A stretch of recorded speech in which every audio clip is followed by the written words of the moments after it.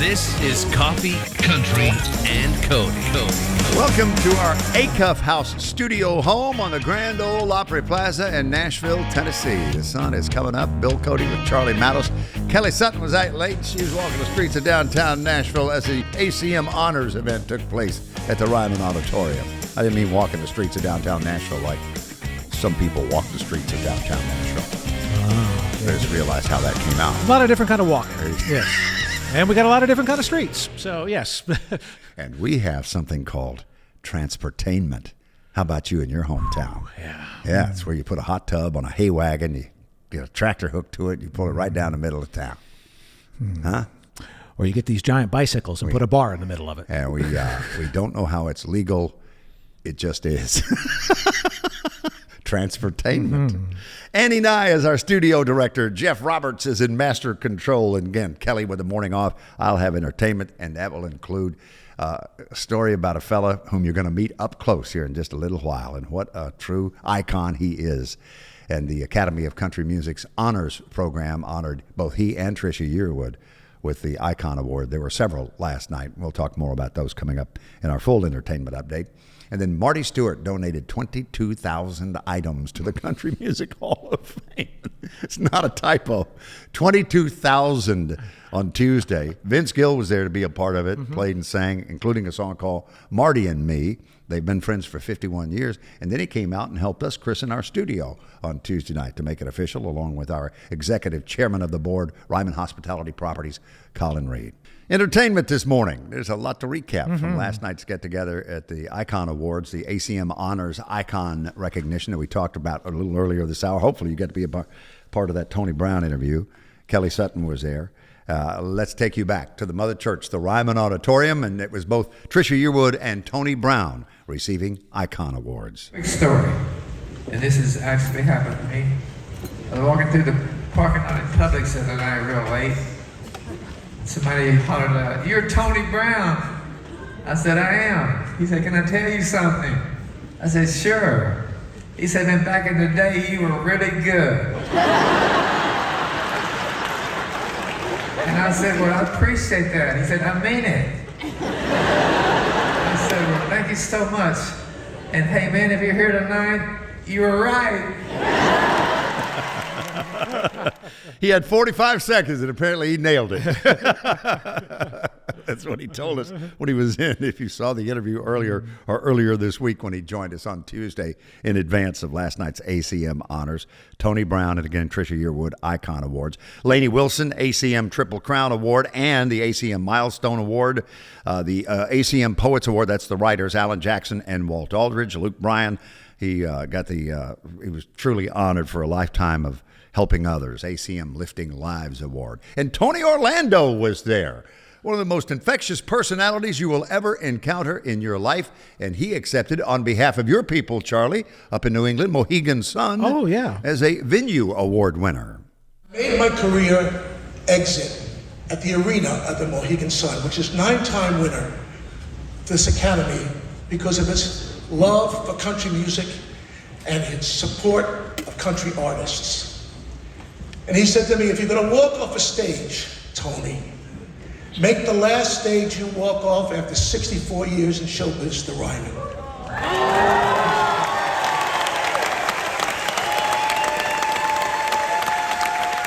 Well, who knew he was going to announce his retirement, huh? Tony Orlando, making it even more special last night. All right, good morning. It's just after 9 o'clock. We've got the Grascals in studio, and not just any visit, though there have been many through the years. But our special guest this morning, representing the full band, Jamie Johnson, Danny Roberts. Congratulations on 20 years and an album of the same name that comes out tomorrow, fellas. Pretty clever, aren't we? Yeah. China, by the way, Yeah. traditional gift for the 20th anniversary. China. We get China? I guess so. It's a mighty big country. But in lieu of China, apparently platinum and or emerald. Notice I said and or. And or. If they want to do Not both for you. And 20 is the name of the album. I guess you sit around and you go, we're missing the obvious here. And believe it or not, we thought for a long time. Oh, I don't doubt And that's what it landed on. Went through a lot of different things We to did. get to A that. lot of heartache for that 20. And Danny, congratulations on the success. Your daughter, Jay Lee, both as a solo artist, Jay Lee Roberts, and with Sister Sadie, been a guest on the show a number of times recently. Yeah, she's having the time of her life, having a great time, and kind of, you know, I said Grascals have been fortunate enough to play on the Opry, you know, over 200 times, and the first couple of times I saw her there, I said, if it was half as hard on me to play there as it was watching her, I wouldn't have been able to done it that many times. Because it's a different thing when you get to see your kid do that kind of stuff. About how old would she have been when you brought her to the studio the very first time you and your wife came? She grew up back here when we started 20. Yeah. But I mean, to the show, to our morning show. Oh, the morning show. She probably came early on. We 20 years ago we started, so she was probably 4 years old. You know, and she started coming. I've got pictures of her backstage with a little Jimmy. She kind of tested how much she was growing by growing up with little Jimmy. She was shorter, then same height, then she got taller. It was great. You know, it was great. Yeah. So I think he'd get a kick that he was the Opry measuring stick. I think there's a part. He would have. He would have. He loved it. He'd come in our room all the time, ask us to do an Osborne Brothers song. And yeah. Dan, what a memory. I was going to say, it's just magical, isn't it? So, do you guys remember the very first time on the show? Do you remember who brought you on? Yes, Brad Paisley. Mm-hmm. We were supposed to be, it was at the Ryman, and we were supposed to be on there with Dolly and as her backup band. And she got laryngitis. Yep. And couldn't make it. And not sure if they were going to pull us or not, but she made a call and said, don't take my boys off. So we got to come on there. And I just, Brad at the Opry last when Post Malone was there, I was backstage, and Vince Gill was awesome enough to let me come with him. And we were back there, and Brad did a 20th anniversary video for us and said he was happy to be a part of our first introduction. So it was really cool. But the funny part was when he brought us on, he goes, these guys, man, they're tearing up the bluegrass world. I got all their records, and we hadn't even had a record yet. He played us up good, though, he didn't sure did make a good story. It was funny about that, too. You know, they didn't – it was the television portion. Yes. And they didn't add anybody else to the show. So the Grascals were supposed to get one song, and then, you know, Dolly got several songs. So we got our song and all of her songs. So we were – I didn't even know that. Yeah. Oh, yeah. We did a lot. You remember how many songs we did on there? That was why, because we got to do hers. I remember being and so scared. What was your connection to Dolly? How did that friendship and working relationship develop? Jimmy Mattingly, our original fiddle player, played with her for years. Who's with Garth? Yep, and just had a birthday, as a matter of fact. Yes, right. And he just got inducted to the Hall of Fame, the Fiddle Players Hall of Fame. So good for Jimmy, and he's getting ready to get recognized at the Grand Masters. Who he won that major award there too. So we still stay in touch with Jimmy a lot. Good. Love And him man. so much. And like Woody Paul in the living category. That's right. Yes, and then That's Terry great. Eldridge played for her briefly as well. He was on her album. So it all happened. She decided to look for a bluegrass band, and the studio where we were recording the new album said, well, Jimmy's got a bluegrass band, and she wanted to hear us, and there you go.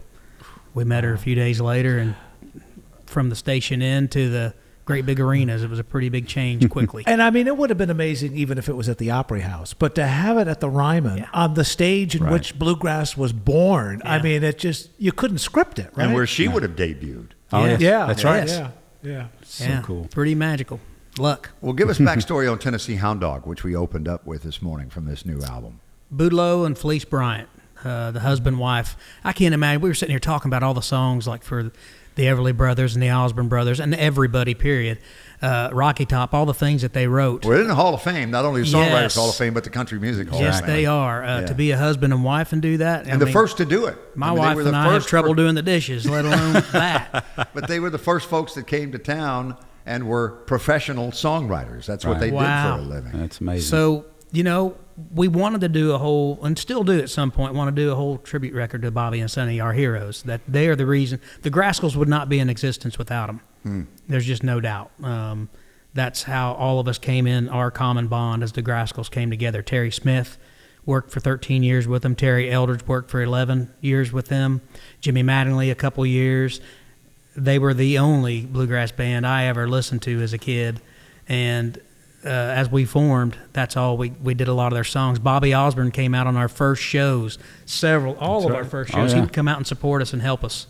So, and get up on stage. You talked about the formation. It has reformed along the way through the years. Give us the present lineup of the Grascals as this 20th anniversary album comes out tomorrow. Of course, myself and Terry Smith are the two that have been here all 20. And that's Danny Roberts. Yes, and then we have Kristen Benson on banjo, and she's been here 17 now. We have John Bryan, and he's been here 10. He took my place. Yeah, he's singer, the high sissy singer. We got to Yes. have those. Even higher than James here. I love and, the newest member of the band is Jamie Harper, fiddle player, and he kind of special thing. He came in. He actually sings. He's singing one on the new record, which is something different. To have that, and then of course Jamie Johnson right here, and he's back for his second stint. So, Jamie, you and Kelly Sutton, who is out this morning because she was out late at the ACM Honors last Kelly. night. You grew up near each other in Indiana, did you not? Yeah, she grew up in Hanover. She went to a high school called Southwestern, the Rebels. And I went to Milan High School, the movie Hoosiers, the basketball movie Hoosiers, my hometown. And we were right about the same year as well. I think 1 year apart in school. Remind me, what was your mascot? The Indians. Yeah. The Milan Indians. And here I am. We thought it was a bad joke. My dad married my mom, who's full-blooded Native American. We thought he was trying to make her feel comfortable. Not sure about that. It worked. How about you, Danny? Where'd you grow up? Litchfield, Kentucky. That's what he was talking about. Our original fiddle player, Jimmy Mattingly. We grew up together. He was their farm. His farm was adjacent to mine, kind of in Holler below where I was. And when I first met him, he was already playing fiddle. He started playing fiddle young, and I wasn't playing anything. And when I started decide I wanted to learn to play guitar, Jimmy was the first one that showed me chords and helped me get going. So he and I grew up together, and we were the Grayson County Cougars. Well, Charlie Mattos, if you would, for the Grascals, the 20th anniversary album 20 comes out tomorrow, and they're playing the Opry tomorrow night. 2-time IBMA Entertainers of the Year, 3-time Grammy nominees. Run that full lineup that you're hosting. Oh, man, we're going to have a lot of fun tomorrow night. Well, it's been the spring and summer of Vince. I think he has made an effort every weekend he is home. And he's been gone a lot with the Eagles, but he has been on the Opry stage. I bet you he's played more this year than any time in the last couple of decades. He said something so poignant the other day when he was here in the studio. He said, I wish more of my contemporaries had the same attitude and came more often. Isn't that sweet? I mean, but he's going to be there. T. Graham Brown, one of our newest members of the Grand Ole Opry, will be there. Madeline Edwards, who's part of our Opry Next Stage class, is just fantastic. Pedal Steel Noah, at 16 years old. I'm excited for his Opry debut tomorrow as well. That's just some of the highlights from tomorrow's show.